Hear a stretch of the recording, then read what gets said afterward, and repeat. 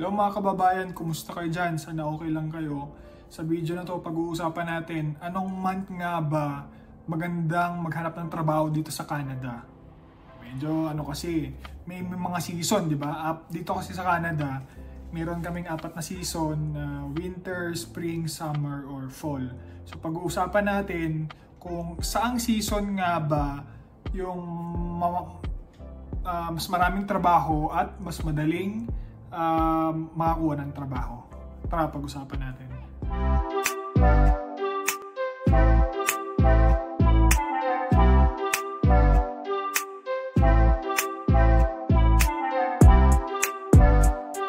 Unlike kasi dyan sa Pilipinas, dalawang season lang, rainy and summer season, kumbaga.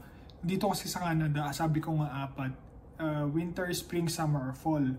Ngayon, kung ikaw ay naghahanap ng trabaho, mas maganda, or kahit international student ka, mas magandang graduate ka kasi ang starting ng pasok dito guys, September, October, November, December. Yun yung parang fall season. Tapos ang winter semester is January, February, March, April. Normally, ang estudyante, gumagraduate yan mga May or June. Or tapos na ang schooling ng April. Katulad ni Leslie, natapos yung school niya April, kumbaga. Kung ikaw international student or open work permit, ang magandang season talaga na maghanap ka ng trabaho is from May to August. Kumbaga, yun yung best time na maghanap ka ng trabaho, May to August. Kasi although hindi pa winter or summer season yung May, fall pa lang yan, spring pa lang, dyan na papunta yung trend na mas marami ng trabaho, mas may opportunity na, kumbaga, yan yung trend dito sa Canada. Sa May to August. So, yan yung dapat mong i-maximize. Yung ibang mga international student kasi gumagraduate mga December, kumbaga, or papa-winter na. Pag graduate ka sa ganong panahon, medyo mahihirapan ka. Ang tawag kasi from bare months, like mga September to, ang tawag dun to March, or kahit mga early weeks ng March is, ang tawag namin dyan is slow season, kumbaga. So, meaning ng slow season, halos lahat ng manufacturing or ibang industry nagpapahinga. Slow ang trabaho or konti lang ang opening ng trabaho. Tapos, lahat ay nakabakasyon, kumbaga. So, pag naghahanap ka ng trabaho within that period, which is yung slow season, medyo mahirap. Sa totoo lang. Yan, medyo mahirap yun. Kaya ang ideal talaga, maximize mo is yung kahit mga April to August ka makakahanap ng trabaho. Yan. Yun yung magandang season. So, si Leslie, nung graduate si Leslie, like December pa lang, hindi pala December, January pa lang naghahanap na ng trabaho si Leslie, kumbaga. Pero graduate siya ng April. Ilang months yun ilang months. Maging realistic tayo doon sa timeline mo ng paghahanap ng trabaho. Lalo na pag kunwari yung trabaho na hinahanap mo is tier 0 or 1 or 2 or 3, which is nasa office or professional level dito sa Canada.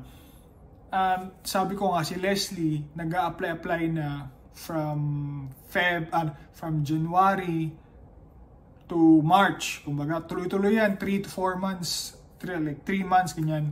So na-offeran siya mga March na. So nung unang mga weeks or months na nag-a-apply si Leslie, magsabi ko sa kanya, maging patient ka, kasi yung nag-a-apply ka sa slow season. Kumbaga, kahit gaano ka kagaling or gaano ka competent, medyo mahihirapan ka. Kasi nga, slow season eh. Hindi masyadong nag-hire sa season na yan. Saka, maging realistic ka din na pag pumasok ka sa mga ganyang trabaho, like maghahanap ka ng trabaho, ma-interview ka, dadaan ka sa interview process, mga dami mong pupuntahan, kumbaga, paging realistic ka na 2-3 months before ka makahanap ng trabaho dito sa Canada. Yun yung tingin kong yun yung tingin kong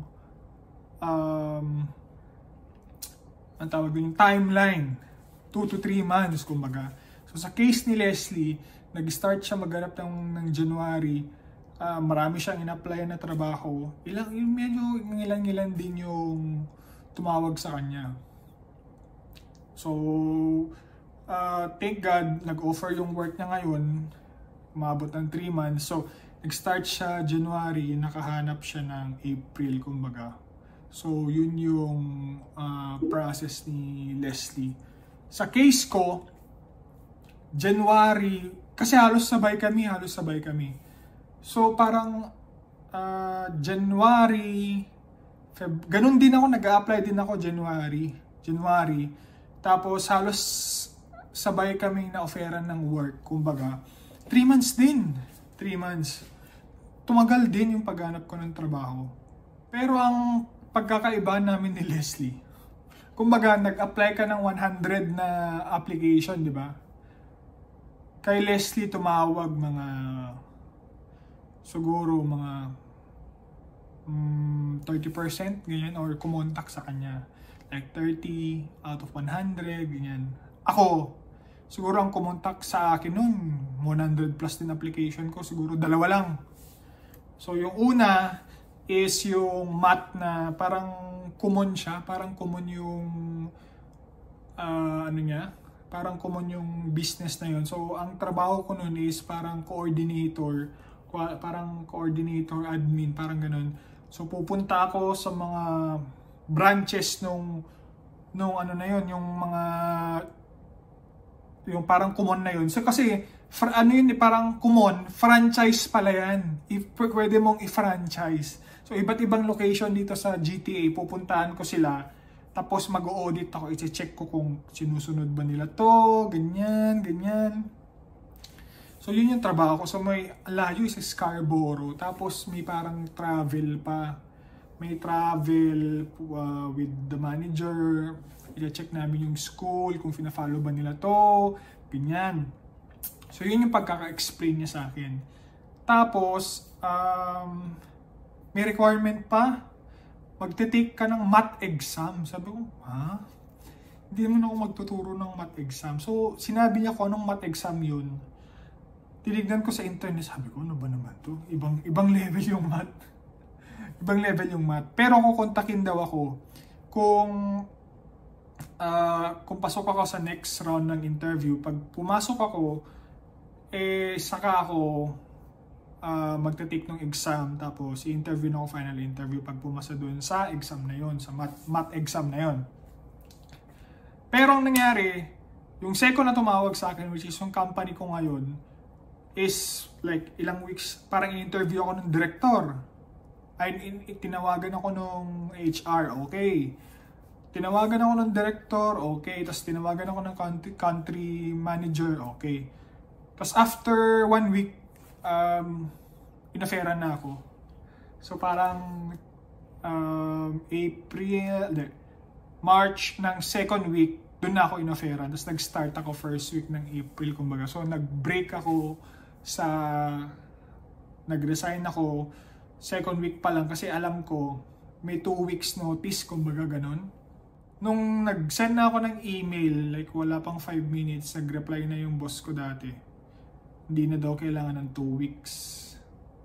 Kasi ano naman yun, para option nila kung gusto nilang ubusin yung 2 weeks.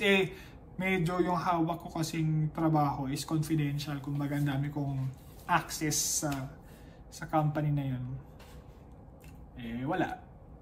Sabi niya, wag na, hindi na kailangan 2 weeks. So, nagpahinga ako ng 2 weeks. Nagpahinga ako ng 2 weeks. Yun naman yung nagustuhan ko, kumbaga. Tapos, yun nga, base experience namin ni Leslie, ang paghahanap talaga ng trabaho, 2 to 3 months, hindi siya madali. Proseso yun guys, kung makahanap ka ng trabaho within 2 months, swerte mo.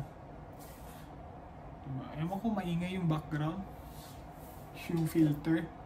Pero yun nga, 2 to 3 months, maging realistic. Yun yung realistic talaga. Pero pag kunwaring nakahanap ka ng below 2 months or 1 month lang, edi swerte mo.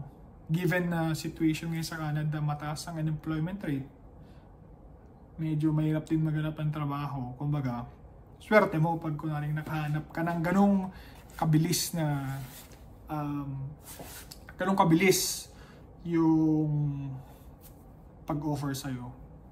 So, yun, ang advice ko, since June na ngayon, kung magbabalak kayo na maghanap ng trabaho, this month is the best time, June, July, August. Kasi pag na-process yung nag-a-apply ka na ngayon, may mga interview ka na, yun yung best time kasi mas maraming trabaho at mas maraming nagre-recruit, kumbaga.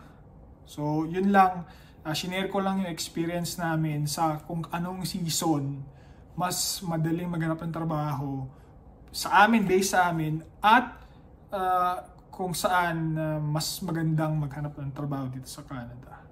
So, yun lang.